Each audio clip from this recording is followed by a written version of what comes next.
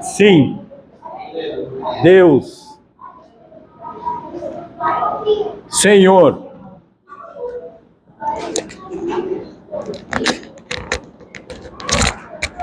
a graça e a paz, queridos, em nome de Jesus. Cadê o Isaac? Isaac, Jacó, Deus, aqui está teu servo, Pai. Oh, meu Deus. Deus tem um mistério com Isaú e Jacó. Hein? É algo muito sério. Teu filho, Pai, tem uma palavra para a igreja neste dia. E que o Senhor use com poder e graça, revelando o que está oculto e escondido, para que cada um se veja, se espelhe na bacia, a bacia do tabernáculo, e se enxergue e mude e passa a agir de uma forma totalmente nova. Assim diz o Senhor, em nome de Jesus. Amém. Há um tempo novo chegando para você, viu? Amém. Amado. Aleluia. Tempo de mudanças. Amém. Paz, irmãos, boa noite. Aleluia. Oh, glória. Como sempre, né, a gente gosta, né, muito de estar aqui em cima, né, com a mão trêmula, a perna, um friozinho na barriga, né, porque é muita responsabilidade, sabe? Falar algo que vem de Deus é muita responsabilidade sobre as nossas vidas. E como sempre, né, o que eu gostaria de pregar era uma coisa, mas o que Deus me mostrou e colocou no meu coração foi outra, né? Aqui eu queria compartilhar com os irmãos, tá em 2 Timóteo, no capítulo 2, versículo 14 em diante. Tá aqui, o título é O Obreiro Aprovado. Timóteo 2,14. Tá aqui escrito: traz estas coisas à memória, ordenando-lhes diante do Senhor que não contenda sobre a palavra, para que nada aproveita, senão a perversão dos ouvintes. Estudem para apresentar-te aprovado a Deus, como obreiro que não possa se envergonhar, dividindo corretamente a palavra da verdade. Mas foge dos falatórios profanos e vãos, porque eles produzem maior impiedade. A palavra desses começará a fazer a gangrena, entre os quais estão em Himeneu e Fileto, os quais se desviaram da verdade, dizendo que a ressurreição já passou, e destruindo a fé de alguns. Todavia, o fundamento de Deus fica firme, tendo este selo: o Senhor conhece os que são seus, e qualquer que profere o nome de Cristo vai se apartar da iniquidade. Ora, numa grande casa não há somente vasos de ouro e de prata, mas também de madeira e de barro, alguns para honra e outros para desonra. Portanto, se um homem purificar destas coisas, será vaso para a honra, santificado e idôneo para o uso do mestre, e preparado para toda boa obra. Foge também dos desejos da juventude, e segue a justiça, a fé, a caridade, a paz, com os que invocam o nome do Senhor, com o coração puro, e evita as questões tolas, sem instrução, sabendo que produzem contendas. Ao servo do Senhor não convém contender, mas ser manso para todos os homens, aptos para ensinar, paciente, instruindo com mansidão os que se opõem, a ver se, porventura, Deus lhe dará arrependimento para que conhecerem a verdade e voltem a si, livres dos laços do diabo, que os mantém cativos e submissos à tua vontade. Né? Amém. Amém, irmãos? Então, essa palavra aqui, ele fala, né? Um obreiro aprovado, né, gente? E aqui ele já começa falando, né, que a gente deve tomar cuidado, né? Para não entrar em discussões, né? Ou até mesmo em falatórios, né? Porque muitas vezes a gente acaba causando uma má impressão daquelas pessoas que são novos convertidos. Porque muitas vezes os novos convertidos chegam na igreja e eles ainda estão meio perdidos, né? Que ele vem num mundo totalmente contrário ao que nós seguimos, né? E de vez em quando é difícil você se encaixar. Então a gente tem que tomar muito cuidado, né? Para não causar nenhum desentendimento das pessoas que escutam. Porque muitas vezes a gente começa a discutir sobre a palavra, sobre o entendimento que a gente tem, né? E muitas vezes as pessoas que estão ao redor ainda não têm uma profundidade de entender corretamente as coisas, né? Aí aqui no segundo versículo ele já fala, né? Devemos estudar a palavra, né? Estudar a palavra diariamente, né? Para sermos aprovados por Deus como obreiros, né? Porque o Senhor nos colocou aqui, o Senhor nos escolheu, né? Não foi a gente que levantou a mão e falou assim, eu quero ser. Não, Deus escolheu, Deus ele muda o nosso coração, ele transforma as nossas vidas a partir do momento que nós se entregamos a ele, né? E reconhecemos que ele é o nosso único, suficiente Salvador, né? Aí aqui tá aqui, ó. O que é ser um obreiro? Aí eu fui pesquisar. Um obreiro é aquele que colabora na realização de uma ideia, plano, campanha ou missão. Então é assim, como nós é obreiro, a gente colabora para concluir uma missão. Qual é a nossa missão? Nossa missão é a gente trabalhar para o reino, da forma que a gente puder, para realizar a nossa missão. Nossa missão é o quê? É falar do Senhor, apresentar o Senhor para a vida dos próximos, né? Para que os outros venham conhecer o Senhor, né? Como no final diz, né? Para que eles possam se arrepender, né? E aí aqui, né? Mais uma vez, o obreiro precisa entender que foi escolhido por Deus e foi ungido por uma autoridade que também foi escolhida e ungida por Deus, né?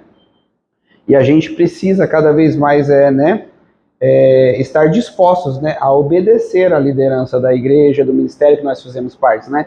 Porque não adianta nada a gente levantar a mão e falar assim, sou obreiro, estou aqui, mas toda palavra que for lançada, toda ordenança que for lançada, mas por que não pode fazer do outro jeito? Não. Se a liderança da igreja, que são os pastores, está falando que é para fazer de tal maneira, amém, vamos realizar. Porque assim, nós somos responsáveis pelas nossas vidas. Mas os pastores, as autoridades dentro de um ministério, são responsáveis por nossas vidas também. Então a gente tem que ter isso, né? Porque não adianta nada a gente ser obreiro, mas ser um obreiro rebelde. O que a gente está colaborando para realizar a obra do Senhor? Nada, só está realizando contenda, discussão, desentendimento. Porque muitas vezes a gente para pensar e a gente quer fazer a nossa vontade. A gente quer fazer do nosso jeito. Mas se o pastor, se a liderança da igreja fala alguma coisa, é porque ele teve o direcionamento do Senhor. Porque ele tem um entendimento da situação. E muitas vezes a gente precisa compreender e entender isso. Amém, irmãos? Amém. E aí aqui fala, eu até fui procurar, né? E se alguém quiser, a nossa pastora, ela deu uma cartilha do obreiro. É só um pequeno texto, acho que deve ter umas 7, 8 páginas frente e verso, mas é muito edificante nas nossas vidas, né? O obreiro deve ter essas atitudes, né? A primeira atitude que o obreiro deve ter, amor, né? Nós devemos amar o nosso próximo, né? E aqui em Marcos, Marcos 12, do 29 ao 30, tá aqui. E Jesus tá falando o grande mandamento, né?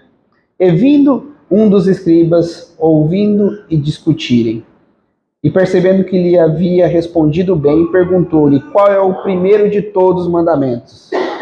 E Jesus respondeu-lhe, o primeiro de todos os mandamentos, ouve, ó Israel, o Senhor nosso Deus é o único Senhor, e tu amarás o Senhor teu Deus com todo o teu coração, e com toda a tua alma, e com toda a tua mente, e com toda a tua força, Este é o primeiro mandamento. E o segundo é semelhante a este: tu amarás o teu próximo como a ti mesmo, e não há outros mandamentos maior do que estes. Amém, irmãos? Então é assim, se o primeiro é o amor, a gente tem que amar o próximo. Ah, o próximo de vez em quando é fácil de ser amado? Não, não é. Mas assim, quem falou que a vida cristã é fácil? A gente tem que amar o próximo, a gente tem que acolher o próximo. Muitas vezes é que nem eu falo, as pessoas chegam aqui com tantos problemas, né? E é que nem eu falo, eu acho impressionante ver o Camarguinho. Toda vez que eu vejo ele, ele tá com um sorriso de orelha a orelha, ele abraça todo mundo, ele recebe todo mundo com amor, assim, com um carinho tão grande. E todos deveriam ser assim. Porque assim, você já chega num ambiente que você tá procurando algo, aí você olha para todo mundo assim, ó, cara fechada, bom dia, paz do Senhor. Gente, vamos tratar a pessoa com amor, vamos amar o próximo como a nós mesmos, né? A segunda coisa que eu queria falar é a responsabilidade.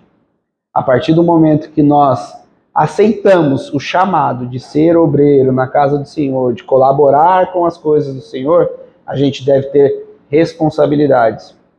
A gente tem que ter responsabilidades com todas as nossas atividades, com todas as nossas ações, com todas as nossas atitudes. Muitas vezes o nosso velho eu, em algumas situações, quer falar algo, mas para um pouquinho, vamos perguntar para o Senhor, né? Assim, Senhor, qual que é a melhor maneira de lidar com a situação?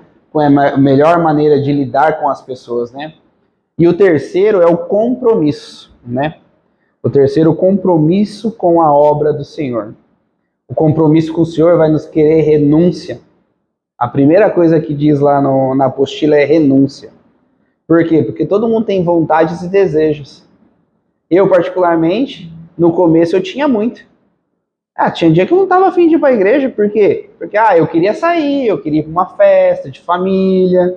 Eu já contei esse testemunho, né? Muitas vezes a gente ia para as festas de família, depois que a gente foi ungido como obreiro, aí a gente saía no meio da festa para vir para a igreja. E muitas vezes as pessoas não entendiam, reclamavam, questionavam, falavam, mas pô, você não pode ficar, tal, não sei o quê. E a gente persistiu, porque a gente tinha um compromisso. O nosso desejo era ficar numa festa. É legal ficar numa festa de família, conversa, sabe? Você tá comendo uma coisinha. É gostoso ficar. Mas a gente precisa ter um compromisso com o Senhor. Porque assim, primeiro a gente tem que ter compromisso com o Senhor, depois com a nossa casa, depois com os nossos próximos. Porque não adianta nada a gente, a qualquer momento, falar assim, não, tá, vou aceitar todos os convites e deixar de vir para a igreja.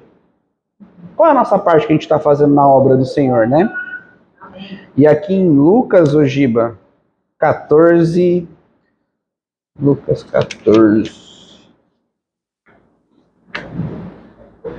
14, 25.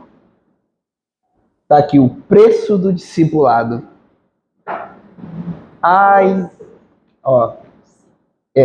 E com eles grandes multidões, e voltando-se disse-lhes: se algum homem vier a mim e não aborrecer o seu pai, a sua mãe, a sua esposa, seus filhos, seus irmãos, irmãs, sim, e também a sua própria vida, ele não pode ser o meu discípulo. Tá aqui, o Senhor falou isso. Porque muitas vezes a gente vai aborrecer as pessoas mais próximas. Mas por quê? A gente tem que exercer um compromisso que a gente tem. Muitas vezes é que nem eu falo, a gente deixa de ir para alguns lugares porque eu falo, não vai casar, não vai dar. E nem eu falo, graças a Deus agora a minha família entende. O pessoal chama a gente para almoçar, eu falo, tudo bem, mas dá para fazer o almoço depois da 1h30? No começo as pessoas, agora não, as pessoas falam, beleza, você chega aqui umas 2h30, eu falei, por aí. Hoje em dia as pessoas entendem, mas no começo não foi fácil. No começo não foi fácil.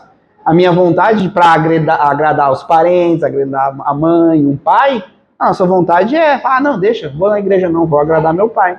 Mas primeiro eu tenho que agradar meu pai celestial. Porque o mais importante é isso, né? O segundo, ele requer disciplina, né? Então o obreiro, até mesmo qualquer um que vai ter uma vida cristã, ele precisa ter disciplina. Ele precisa ter disciplina o quê? Em oração, ele precisa ter disciplina em jejum, ele precisa ter disciplina em consagração, em ler a palavra do Senhor. Porque assim, canso de falar, isso aqui é um manual de vida, gente. você pode ver que você vai achar resposta para tudo.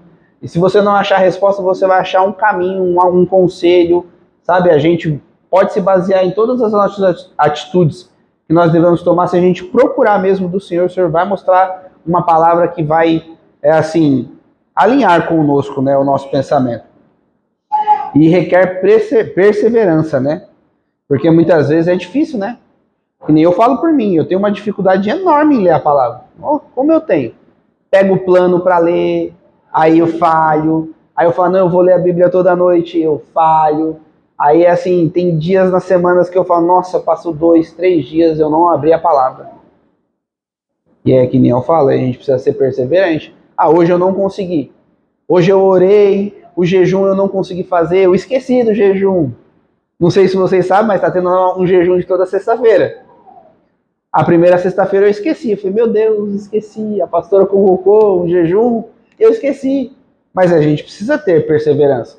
Aí eu pedi perdão pro Senhor, me perdoa, eu esqueci. Acabei tomando café com a minha esposa, aleluia. Mas foi que nem eu falei. A gente precisa ter perseverança. A gente vai acertar em tudo? Não. Mas a gente precisa ter perseverança. E eu reconhecer, falar, Senhor, eu falhei contigo. Então me perdoa e eu vou tentar fazer de novo, né? Aí lá na apostila também diz que um obreiro ele tem que ter honestidade, né? Honestidade, você tem que ser verdadeiro, íntegro, sincero em todas as situações. Se alguém perguntar, seja honesto. Ah, tal situação, isso e aquilo. Dê sua opinião. Se a pessoa está perguntando, dê sua opinião. Sabe? Mas é assim, tenha paciência. Você vai dar sua opinião. Ela pode ser aceita ou não. Mas não adianta ficar levantando contenda. Porque assim, uma conversa com dois é legal quando os dois se escutam, né? Não adianta nada a pessoa te perguntar uma coisa, você ser honesto com a pessoa e dar sua opinião, e aí a pessoa fala, mas eu não concordo. Aí você vai, mas também, por que você me pediu minha opinião? Calma, né? E aí, Giba, aqui em 2 Coríntios 8, 8, no versículo 21. No versículo 21. Capítulo 8, versículo 21. Porque temos em mente as coisas honestas, e não só à vista do Senhor, mas também à vista dos homens. Então não adianta nada a gente ser só honesto na vista do Senhor e com os irmãos assim a gente não ser honesto, porque o Senhor vai estar vendo também. Então a gente tem que pensar, né? Muitas vezes a gente quer fazer algo e a gente tem que pensar 2 vezes, né? E ser honesto em tudo. A outra é fidelidade, né? Fidelidade tem que ser fiel, né, gente? Tem que ter fidelidade. Aí aqui fala, né? Primeiro a gente tem que ser fiel a Deus, em primeira coisa. Aí depois vem o cônjuge, que é o marido, a esposa. Ser fiel aos filhos, ser fiel à nossa igreja, ser fiel ao ministério que nós participamos. Não adianta nós nada estarmos no ministério que nós estamos e ficar falando, mas tal ministério faz tal coisa, tal ministério é mais alegre. Não, calma, você está nesse ministério, Deus te colocou aqui, não, você não está feliz, não está alegre aqui, seja fiel, pergunta para o Senhor, é ali mesmo que eu devo estar? Se é ali que eu devo estar, o que em mim precisa mudar para me entender que é? Porque tem igreja que faz muito evento, tem igreja que não faz. Tem igreja que é palavra, palavra e palavra. Tem igreja que tem evento, tem igreja que tem teatro, tem igreja que tem um monte de coisa para atrair o povo. Mas é assim, se você precisa de uma igreja que tem que ter evento, que tem que ter isso, peça para o Senhor direcionamento. Não adianta nada você ficar numa igreja para ficar tumultuando, vamos dizer assim, ficar colocando empecilhos, discussões e algumas coisas. Amém, irmão? E aí aqui fala, né, que a gente precisa ter a fidelidade à liderança e nos negócios, né? Que a gente precisa também ter. Aqui em 1 Timóteo, Giba, 4, queria 1 Timóteo 4. Isso. Tá aqui. 12, Giba. 1 Timóteo 4, versículo 12. Ninguém despreze a tua juventude, mas sê tu um exemplo dos fiéis. 1 Timóteo 4,12, Giba. Que ninguém despreze a tua juventude, mas sê tu um exemplo dos fiéis, em palavra, em conversação, em caridade, em espírito, em fé e em pureza, né? Então a gente precisa ter. E aí mais para frente eu queria falar sobre a prudência, né? Nós devemos ser prudentes com as nossas condutas, com as nossas atitudes, né? Porque a gente precisa ter isso, né? Porque um homem prudente, ele não cai em ciladas, não cai em falsas acusações, né? Eu cuido do Ministério Infantil e eu tenho uma prudência enorme em falar com as meninas, porque para não ser mal entendido, para não dar nenhum tipo de brecha, né? Porque a gente precisa ser prudente. De vez em quando eu faço brincadeiras com os meninos que eu me seguro e eu falo, não vou fazer isso com as meninas, porque alguém pode olhar de fora e não entender o contexto da situação.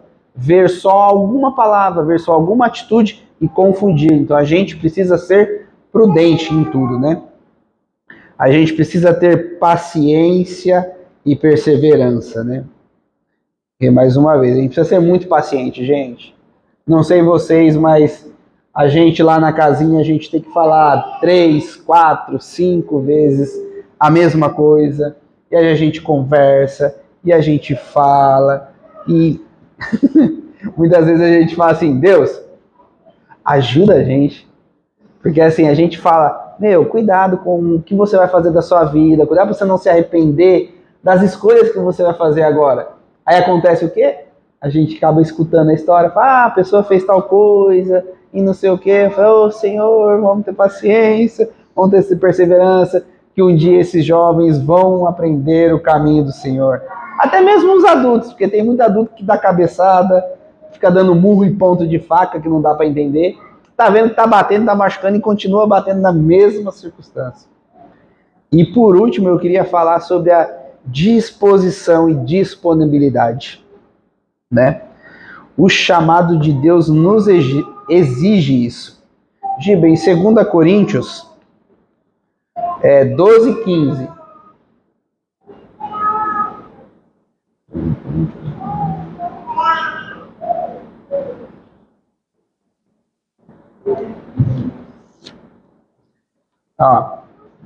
E 2 Coríntios 12, 15. E eu muito alegremente gastarei e me deixarei gastar por vós. Se mais abundantemente vos amo, serei menos amado. Aqui deixa, né? Aqui ele fala, eu muito alegremente gastarei e me deixarei gastar por vós. Então aqui fala, né, a disposição e a disponibilidade, a gente precisa um pouco disso, né? E nem precisamos de 100%, né, da disponibilidade para fazer a obra do Senhor. Muitas vezes a gente marca compromissos, né, com a igreja, a gente marca algumas coisas, ou são marcadas e a gente não comparece. Então é assim, a partir do momento que nós decidimos caminhar com o Senhor, a gente precisa estar disponível para atender o chamado dele. Se é para levar uma palavra, se é para ficar na porta da igreja recepcionando as pessoas, a gente tem que estar disponível, sabe? A gente tem que ter a disponibilidade de fazer tudo, porque a gente precisa, né, fazer todas as coisas. É muito fácil vir aqui e ficar só sentado no banco, recebendo a palavra, mas a gente tem que trabalhar. A gente aqui somos trabalhadores para o reino de Cristo. A gente não está trabalhando para pastor, a gente não está trabalhando para bandeira de igreja, a gente está trabalhando para Cristo. Porque muitas vezes a gente precisa de mãos para fazer as coisas e a gente fala assim, eu preciso fazer tal coisa na igreja, quem está disponível? Vem 1, 2, é poucas pessoas, né? Gostaria que tivesse, precisa pintar a igreja, aparecia 10 voluntários, glória a Deus. Rapidinho pintava a igreja, gente. Precisava mexer em tal lugar, precisava mudar as cadeiras de lugar, precisava organizar alguma coisa. Se tivesse 5, 6, 7 pessoas para fazer, não pesava para ninguém, seria rápido de realizar as coisas, né? E aí, mais para frente fala, devemos tomar cuidado com os falatórios, que desviam da palavra de Deus, que acaba destruindo a fé de alguns, né? Aqui diz, né, que tinha duas pessoas que desviaram da verdade, né? E aí falou que destruíram a fé de alguns. Eu creio que esse destruir a fé de alguns é principalmente quem é novo na fé, quem não conhece bem a palavra, né? Porque muitas vezes a gente acaba falando coisas que nós não devemos, tomamos atitude que nós não devemos, e as pessoas falam, nossa, ser crente para ser desse jeito? Oh, tô fora. Não, não é isso que eu quero. Aí mais para frente também fala que na casa, né? Que numa grande casa há vasos de honra, há vasos de ouro e de prata, e há outros vasos de barro e de ouro, né? Muitas vezes tem pessoas, né, que têm um potencial enorme, enorme, enorme, enorme, enorme, mas aí ela se deixa ser um vaso de barro, de vez ser um vaso de ouro, né?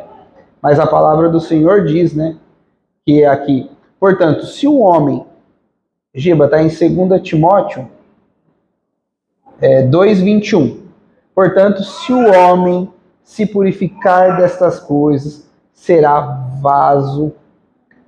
o vaso para a honra, santificado e idôneo para o uso do mestre. Quem é o nosso mestre? Deus, gente. Então é assim, por mais que você na sua vida não seja um vaso de honra, você pode se tornar. A partir do momento que você deixa de ser uma pessoa impura e começa a se purificar, começa a pedir perdão para Deus e pede para que o Senhor possa te limpar, você vai acabar se tornando um vaso de honra para o uso do mestre na obra dele, né? E a gente precisa, né, cada vez mais. Mais aqui para frente, algo que chamou a minha atenção. Está aqui no 24. O servo do Senhor não convém contender, mas ser manso para com todos os homens, aptos para ensinar e paciente, instruindo com mansidão os que se opõem, porventura, até aqui, instruindo com mansidão. Hoje a Tawana me ligou algumas vezes e eu estava conversando com um vizinho que é duro de coração, sabe? Não acredita no Senhor, acredita em qualquer outra coisa. E ele chegou para conversar e a gente ficou falando. Eu saí do pet shop, era 6h20, fiquei 2h20 conversando com ele. E ele questionando da Bíblia e eu explicando. E ele, mas eu não acredito. Eu falei assim, cara... E aí eu mostrava para ele na Bíblia, e ele, mas em tal religião, e isso e aquilo, não sei o quê. E eu lá com a mansidão. Eu falei, Senhor, já está dando a oportunidade de eu praticar a palavra que eu vou pregar. E a gente ficou 2 horas conversando sobre as coisas. E ele acredita fielmente que só ele fazendo boa caridade, ele vai para o céu, ele não sei o quê. Eu falei, tudo bem, mas tem outras coisas, a gente precisa cumprir.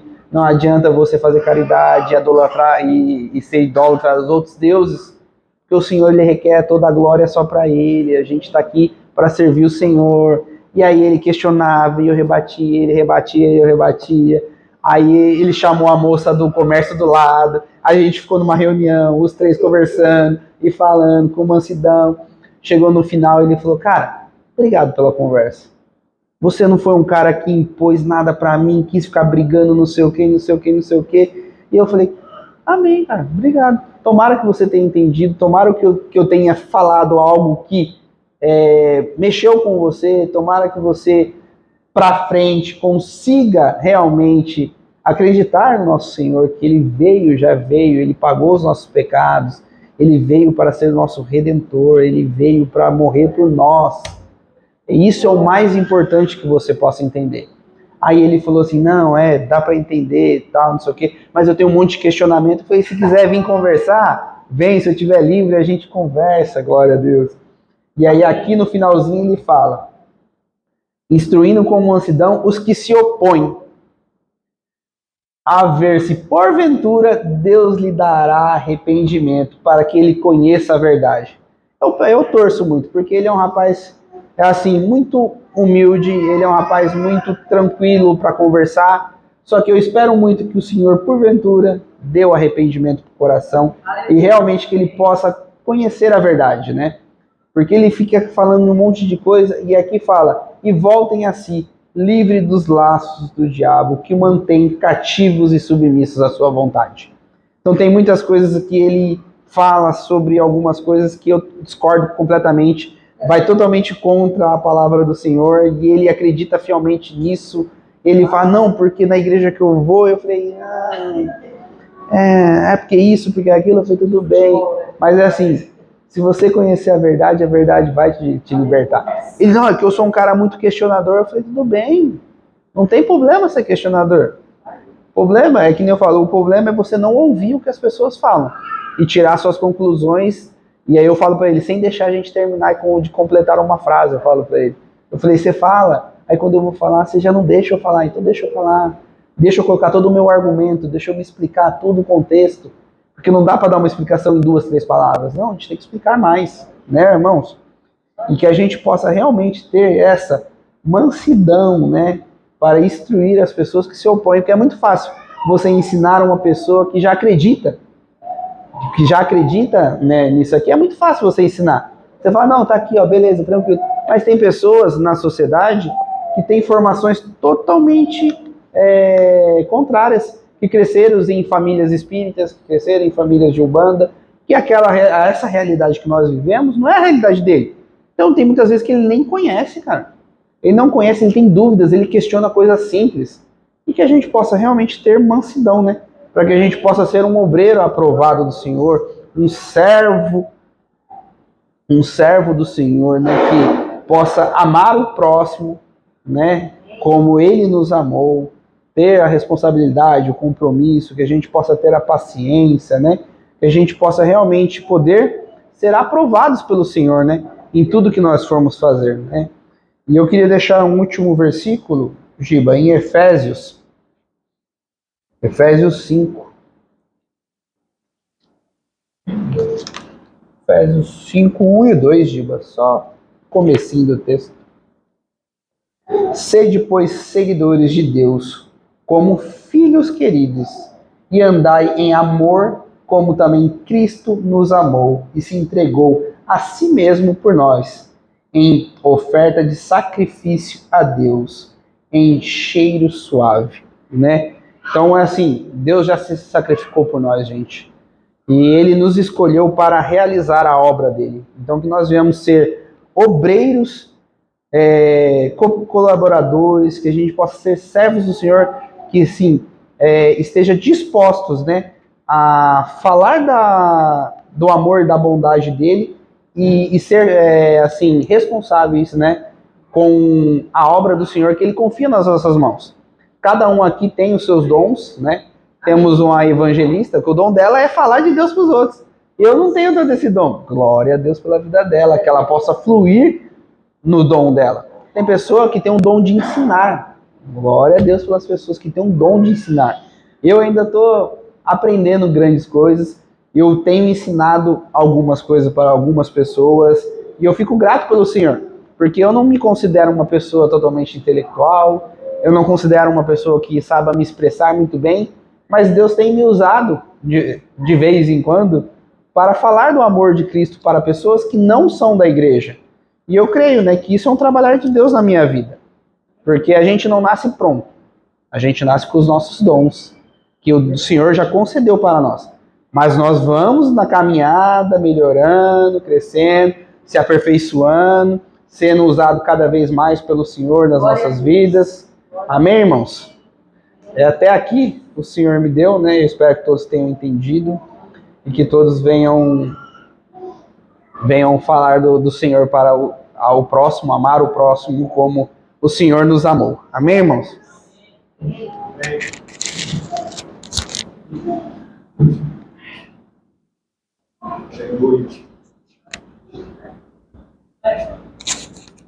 Abre lá sua Bíblia, onde fala do vaso de honra, vaso de desonra. Cadê? Onde está? Aqui ó, no 20, numa grande casa. Você lembra do sacerdote que Saul mandou matar? Lembra? Sacerdote. Ele foi o quê? Vaso de desonra. Então, o que eu quis dizer com isso é que todos esses vasos, são úteis na casa de Deus. Tem gente que quer somente ser vaso de ouro. Não é assim? Tem gente que quer ser o primeirão, brilhar, mas não. O vaso de desonra também funciona. Lembra da sunamita que ficou lá na casa do general, que falou para a senhora, ó, manda o seu marido ir lá e tomar 7 mergulhos que ele vai ser curado. Ela era o quê? Então, a gente tem que aprender, né? Tem que aprender. Deus sempre está aqui para nos ensinar. Amém? Eu creio que a partir de hoje você vai abrir os seus olhos espirituais e vai ver que Deus vai trabalhar grandemente na sua vida. Em nome de Jesus. Você que está ouvindo que não vem no culto, viu? Amém. Queridos irmãos. Amém? Que a graça do Senhor esteja sobre a tua vida. Que você não esqueça domingo. Temos culto. Sábado. Monte. Em nome de Jesus. Amém. Domingo é Santa Ceia. Tchau.